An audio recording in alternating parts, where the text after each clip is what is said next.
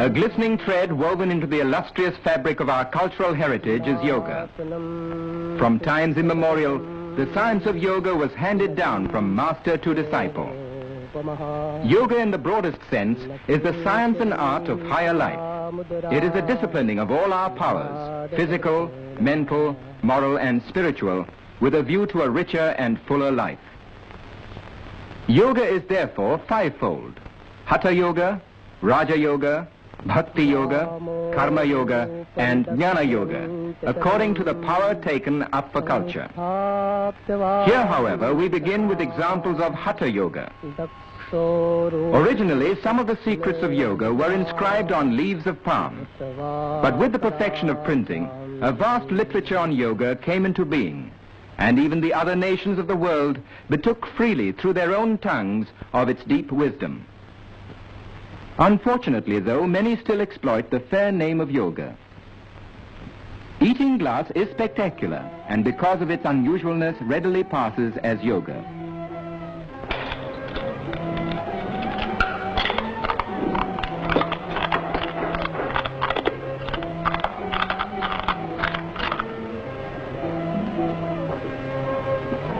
Any audience will watch such a feat in wide-eyed wonder, and more so when the performer follows it with undiluted nitric acid. But these exploits aren't yoga. Ah, here's a Swami who is always ready to serve suffering humanity. The secret lies in the talisman. Such earnest meditation means time, and time means money in any language, more so in this Swami's.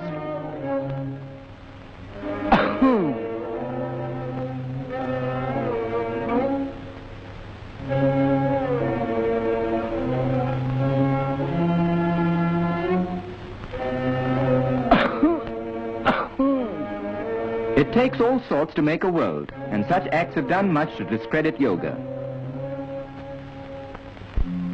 But the genuine followers of yoga are above such petty concepts, for there is no base materialism in yoga. It involves purification, concentration, control, dedication or sublimation of the respective power. The ultimate aim of yoga is to achieve purity and freedom of the spirit. Yoga, then, is the science of living a pure and healthy life, physically, mentally, and spiritually. To help achieve this end, a set of physical exercises called asanas has been evolved, which can be followed by anyone of any age, race, or creed. Yogic exercises can be practiced daily by every member of the family, for they serve as the foundation for good health. Practice the exercises in a clean and airy place.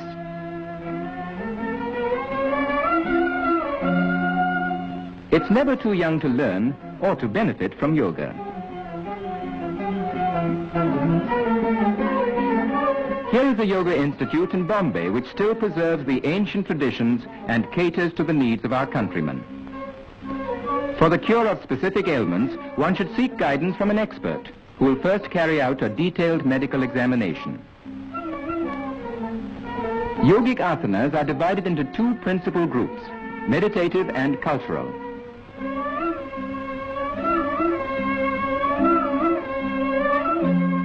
This asana, Dhanurvakrasana, or the bow curve pose, helps to keep interior and posterior muscles supple.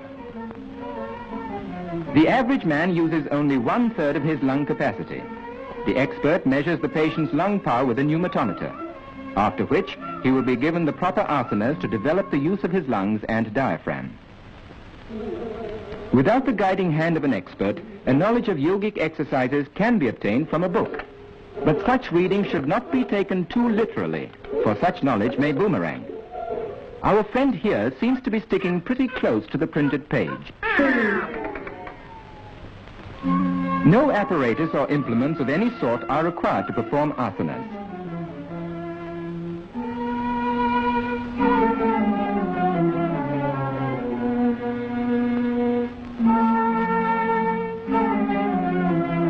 Unlike physical culture in the Western style, the accent on asanas is not to develop muscles for the sake of muscles alone.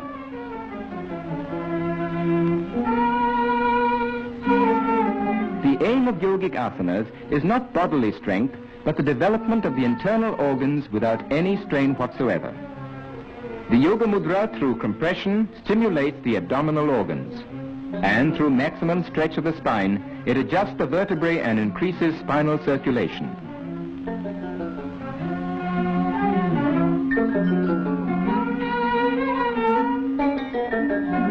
For promoting elasticity of the body, there is no better exercise than Posthumortana, the posterior stretching pose. This asana, known as Sarvangasana, or the all-body pose, by rapid interchange of blood through gravity and replacement of the abdominal and pelvic organs, helps to combat gastric troubles and constipation. The novice can learn to adopt this position by degrees. If travel broadens one, this man must have been around the world. But the right asanas will take a lot off his mind and other places.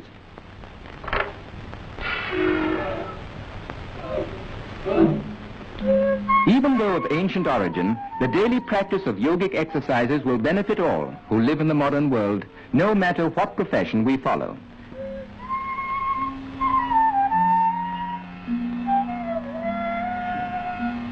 Our friend is still wrapped up in his book and in his asana.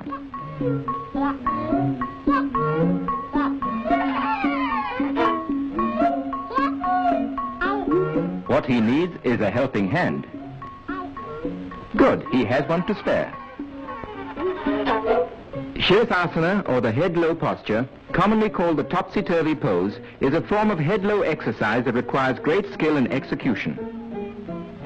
Observe its execution carefully. It is, however, an asana that is extremely beneficial to persons suffering from constipation. The Shirshasana must be practiced in moderation by stages, first a few seconds and then gradually increased to 5 minutes. It improves the general circulation, especially in the head, and relieves pressure on the distended or compressed internal organs. It is good for the brain and improves the memory. It is also supposed to prevent gray hair. The beneficial effects of yoga are also enjoyed by our women. Here's the Bhujangasana, or the famous cobra pose, specially suitable for women in the exercising of the spine and abdomen and for toning up the pelvic muscles. Viparita Karni, or reverse process, tones up the pelvic organs.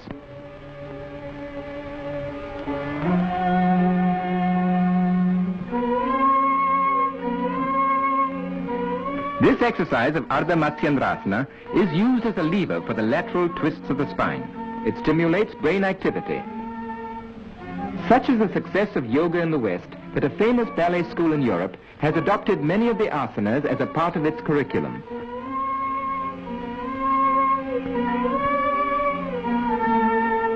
Suppleness of limb means also a corresponding suppleness of mind. Well, this is what comes of sticking too closely to the printed page. In other words, he's stuck. Ladies and gentlemen, the solution to this crossword, cross-leg, will appear in tomorrow's paper. The Shakti Chalana Mudra, or activating process, is excellent as an internal abdominal massage. By increased inhalation through yoga, the number of breaths per minute is decreased, which makes for longevity and calmness of mind, for the brain vibrates with every respiration. This is Bhastrika, or bellows breathing, which, by rapidly increasing the supply of oxygen, stimulates the respiratory tract and keeps it perfectly healthy. The aim of yoga is not only bodily strength, but health, stamina, and efficiency of mind, qualities that we all need at work or play in everyday life. Students of yoga attain these qualities no matter how old they are or what they do. With physical and mental good health thus acquired, man can, with further training in yoga, attain the sublimity and freedom of his soul. And when he finally becomes one with the infinite, he enters the realm of eternal peace, which is, and always will be, the supreme aim of man.